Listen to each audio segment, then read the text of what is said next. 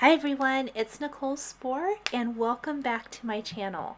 Today we are going to be creating some simple interactive birthday cards using new Spellbinders Sweet Treat collection stamps and dies. So there is a brand new collection from Spellbinders. It's the Sweet Treat by Tina Smith and it is such a fantastic collection. I just absolutely love it, and I thought it would be really fun to create some birthday cards. I've really been needing to replenish some of my birthday cards as I've been sending out a lot for my Mail It Monday series, and so this is a great way to do that, as well as other celebrations or just friendship style cards. We're going to start with this awesome kind of bakery box type of set. This is called the Sweet Treat Box Etched Dies, and I did die cut the panel and then I die cut the window from the panel, that smaller rectangle, because you can use it as a box where you can have an open window, which is what I wanted here, or you can have it be solid. I love that about Spellbinders, that they really make it versatile. And then I took that smaller rectangle and the scallop and I created a frame for the front of my bakery box.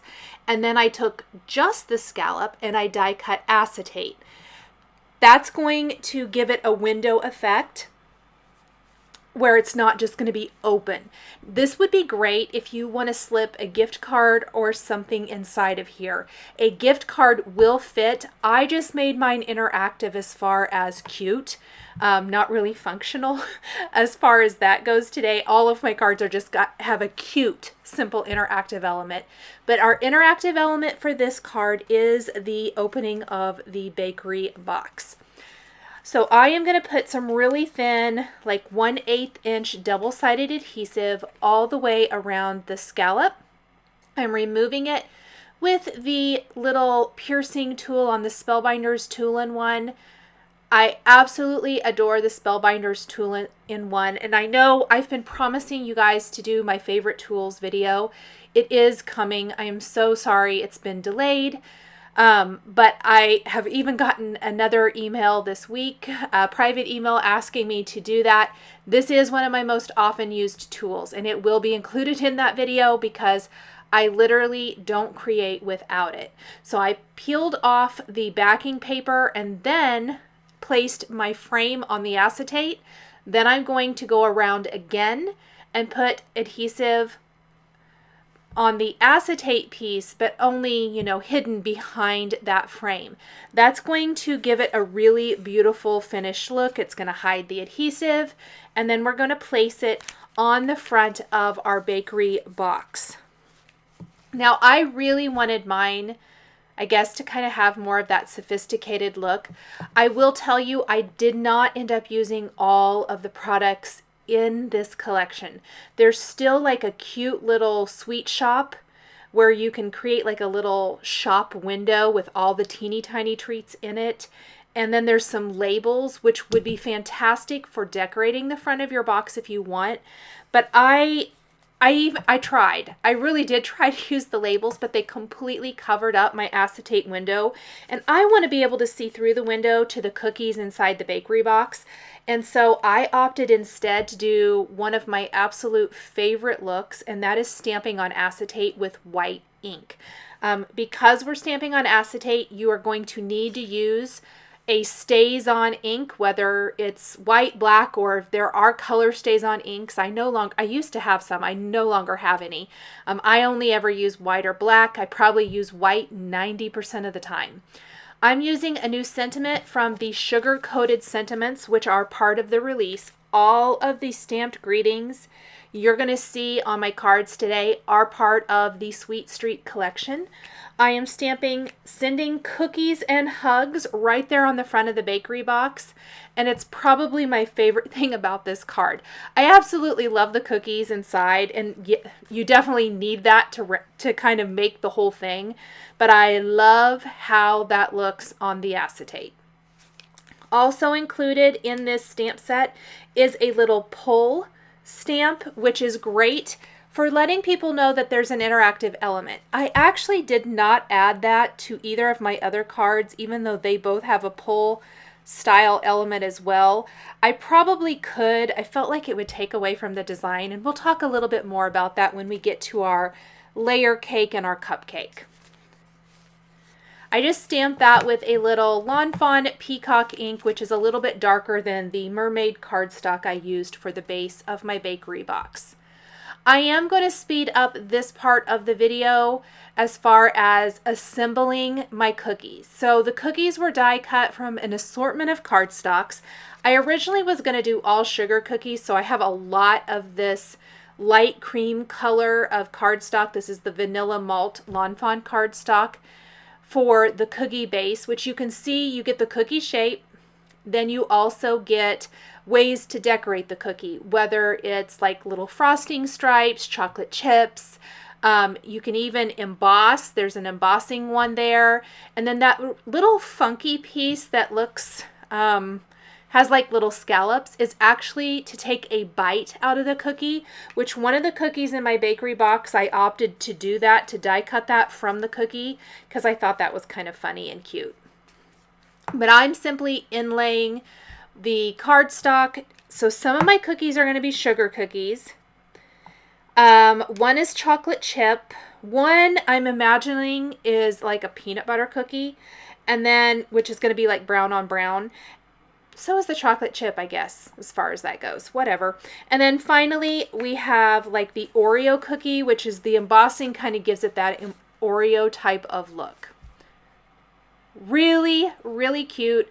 It's super fun to assemble these. There's so many different things you can do with them, but about 6 fit in the bakery box, like to see through the window. And then of course, when you open it, you'll see a little bit more of them, but oh my goodness, they're so much fun. Very, very easy to create. I even think if you are a scrapbooker, these would be a great accent for scrapbook pages. So just a really great die collection. You guys know how much I love die cutting, and I think this is just a really, really fun one. Okay, so once I have the dark cardstock on the light, so I'm doing kind of like a chocolatey sugar cookie, I guess, here. I did take that little bite piece and I die cut a bite out of it. And I'm actually going to adorn this one with actual sprinkles from the Sweet Street collection. So there's a couple of different great sprinkles. These are one of them. But if you don't have them, if you don't want to do that, if you want to keep your card a little flatter, there is one of the cookie shapes does make sprinkles. So you could die cut the sprinkle shapes, and you could inlay them, or, you know, simply just have the background color show through, whatever you want to do there. Very easy. These are just really fun. They actually look like sprinkles. Don't try to eat them though. They are not. They're little clay pieces. And I did pick out like just the pinks, tans, and white for my cookie to match the rest of the cookies in my cookie box. But there's also greens and blues and purples. I will link to another video at the end of this one, so definitely check that out if you want, where I've used components from this collection as well as some other newer Spellbinders products. So if you want to kind of see some more ideas, I also use sprinkles on that and just in a different colorway. I'm attaching the cookies now to the background panel. I actually just trimmed this background panel from another piece of mermaid cardstock. It measures 5 inches by 3 3/4, and that is the exact measurement of the front of our bakery box. And I'm just putting something heavy on top to hold that down. Now, I wasn't completely in love with the white background of my side fold card base. I felt like I needed a little something of interest. And I also, that little heart is from the bakery box, the Sweet Treat box. And I adhered that right below my sentiment. It's a cute little red heart. We're going to add glossy accents to it. But I feel like there needs to be some sort of pattern here, something to add some interest to the card. So I'm going to show you how I fix that in a second.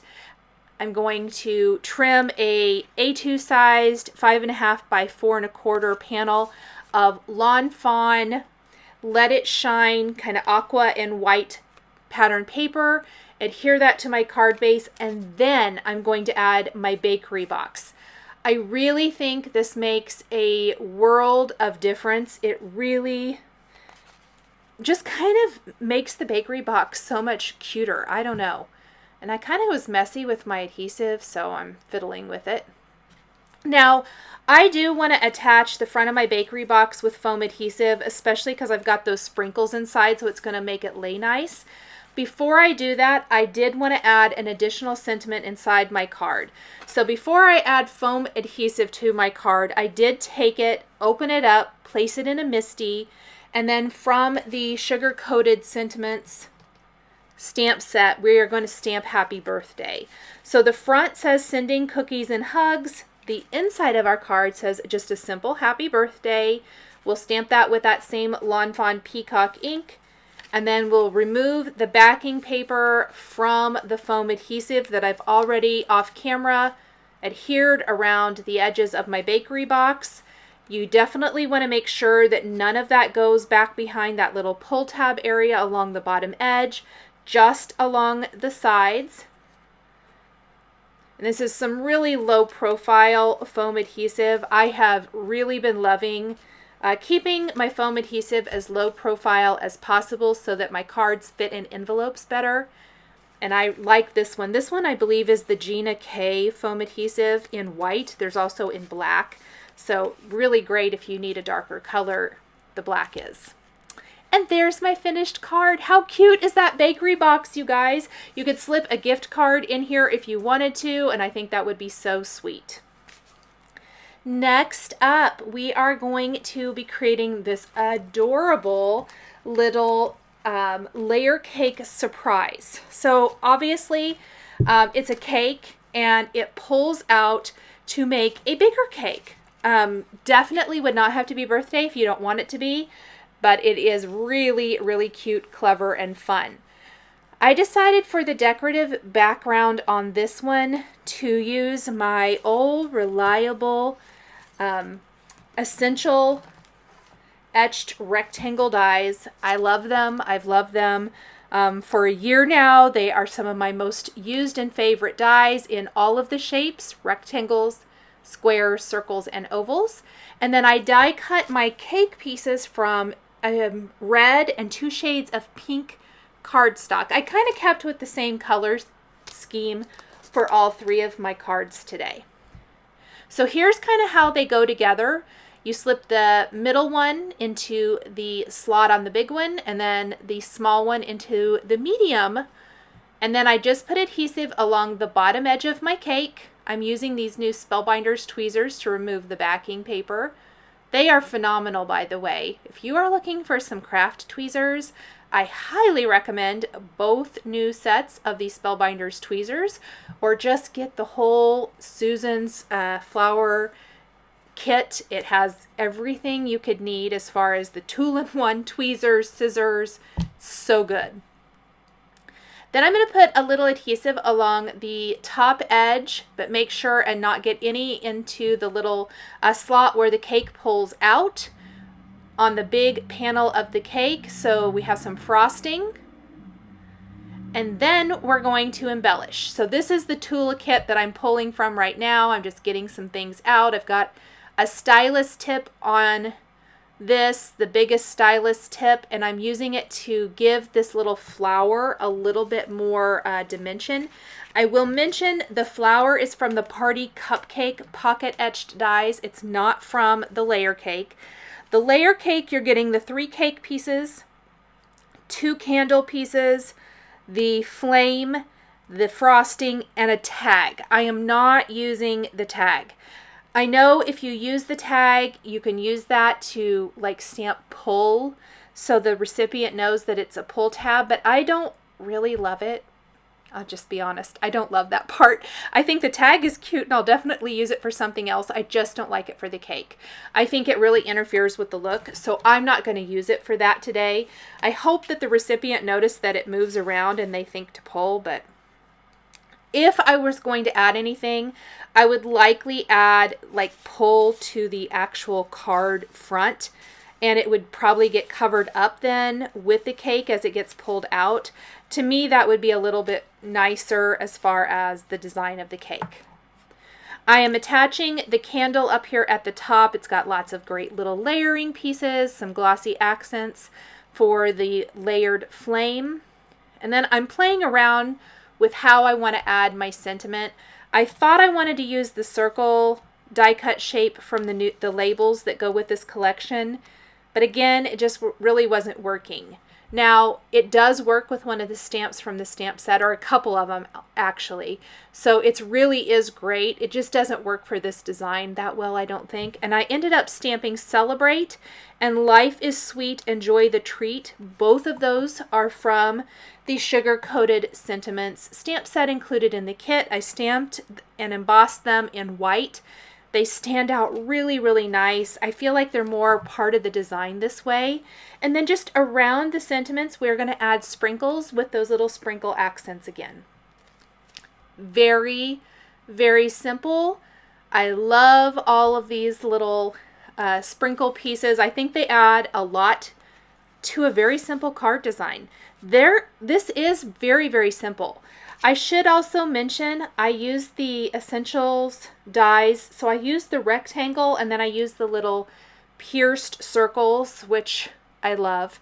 And then I backed this mermaid panel with red cardstock, or I will be backing it with red cardstock, so that you're going to see a red little dotted border all the way around, and we're going to mat it on a red and white stripe from the Lawn Fawn Let It Shine collection, or pattern paper, pardon me. More these little flowers from the Cupcake set. I like these down near the base of the cake, so even when the cake is not pulled out, I think it looks cute. I like that. I think it adds a nice little bit of balance to our birthday cake.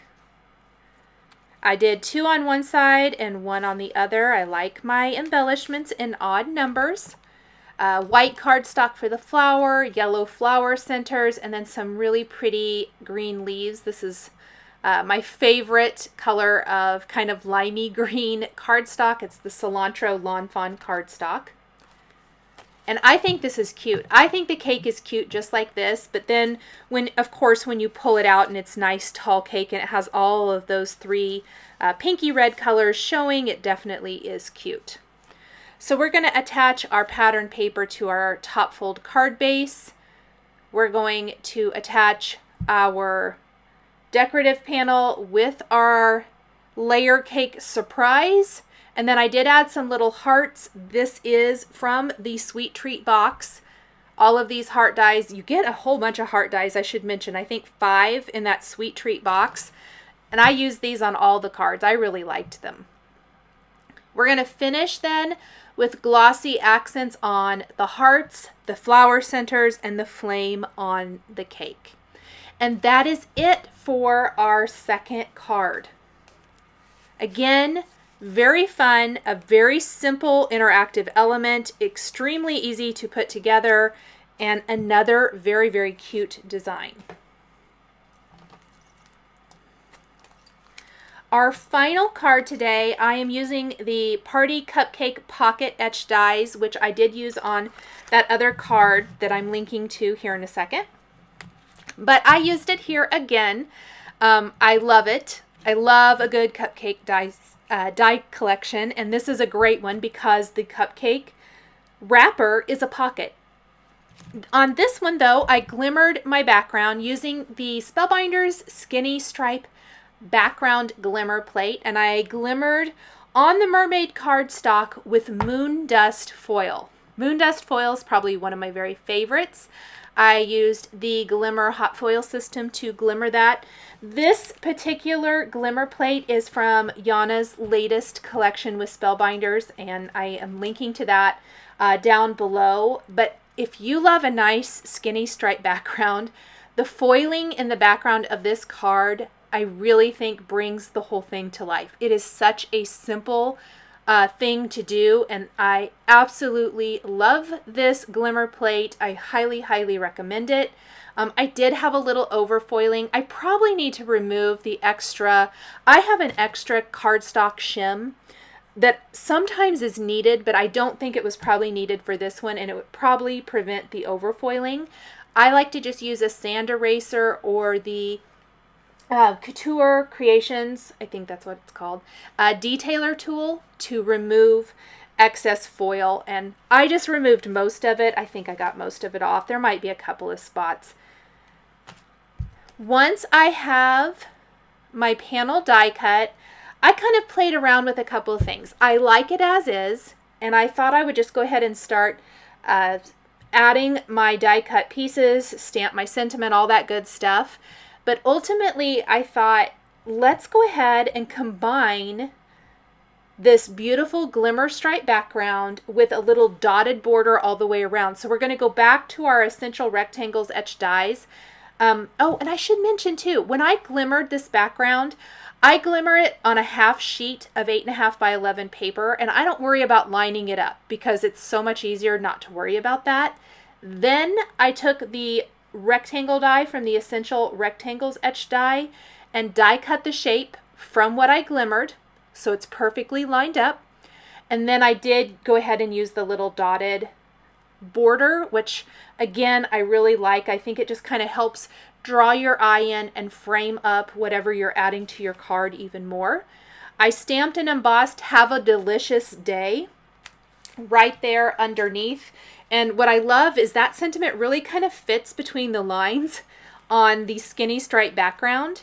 And then on my cupcake insert, on the cupcake itself, down below what's going to be hidden in the pocket, I am stamping "Make a Wish" from the Sugar Coated Sentiments stamp set using the Peacock ink.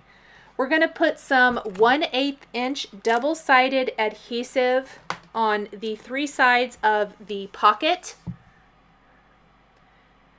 And then we're going to go ahead and pop the pocket in place. It has amazing detail design. I think you can kind of see it there on camera. So it embosses and die cuts when you die cut this. It's so, so cute. It looks like a cupcake wrapper. Then we're going to embellish our cupcake wrapper with a little squiggle line. I'm also assembling my candle right now, which is what we're going to use to pull the cupcake out.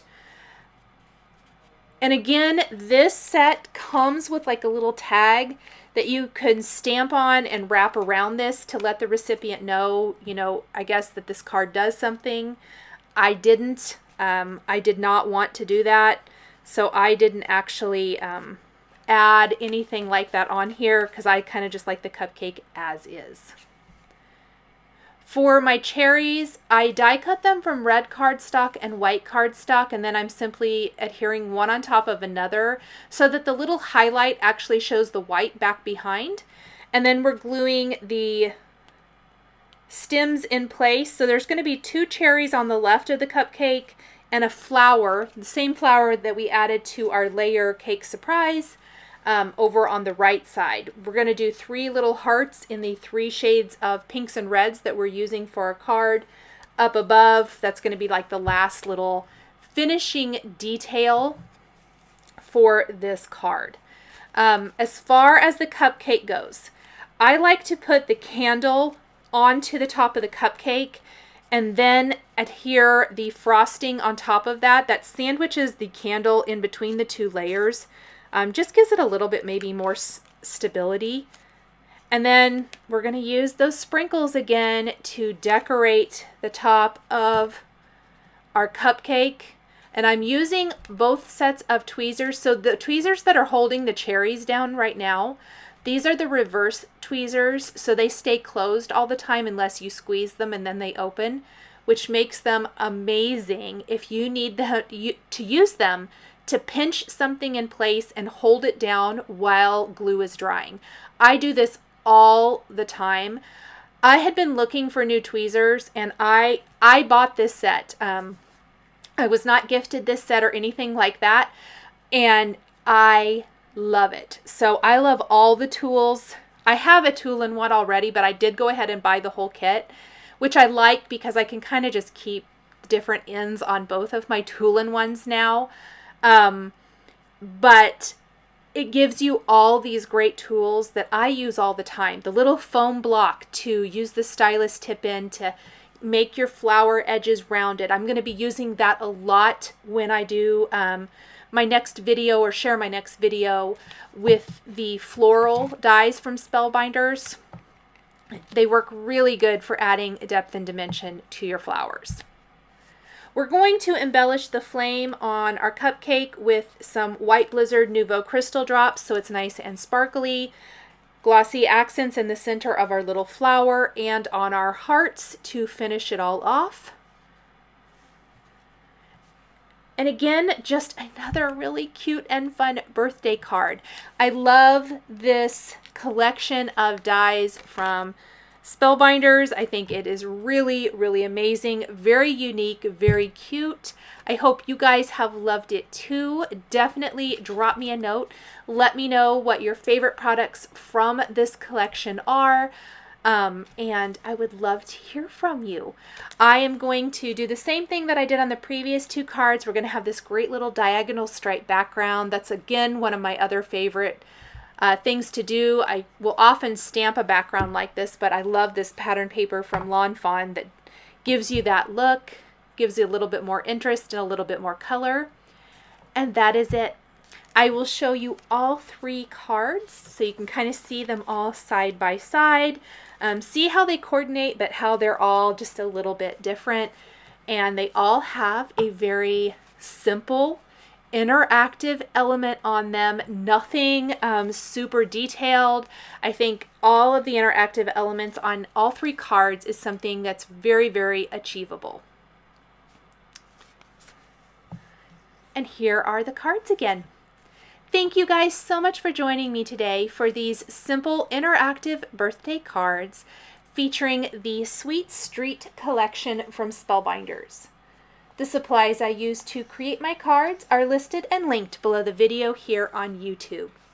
Here is another video featuring the Sweet Street dies and stamps that I've shown here today, and you might be interested in watching. If you enjoyed this video, please give it a thumbs up and be sure to subscribe to my channel and hit that notification bell so you never miss a new card making video. Thank you guys so much for joining me today, and we'll see you next time.